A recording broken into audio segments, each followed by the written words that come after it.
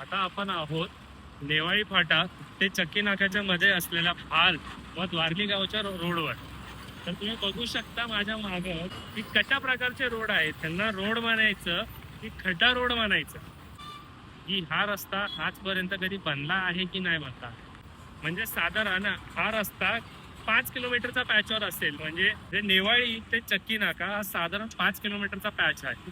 5 किलोमीटरच्या पॅचला कव्हर करायला साधारण एका कुठल्या गाडीला 20 ते 25 मिनिटं लागतात.